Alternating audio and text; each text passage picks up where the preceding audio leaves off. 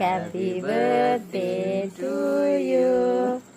Happy birthday dear Jena. Cake cut பண்ண கரெக்ட்டா to you. அப்பா முதல்ல இதை ஊதணுமாப்பா, அதுக்கப்புறம் தான் கேக்கு வெட்டணும். கட் பண்ணிட்டு ஊதலாம். ஏதாவது விஷ் பண்ணிட்டு ஊதணும். இல்ல பரவாயில்ல, நாங்க கட் பண்ணி நான் சாப்பிடுவேன். கேக் நல்லா இருக்கா இல்லையா? சுபாஷா பிறகு அதீத்தங்கள பெரிய துண்டா வெட்டுங்களே.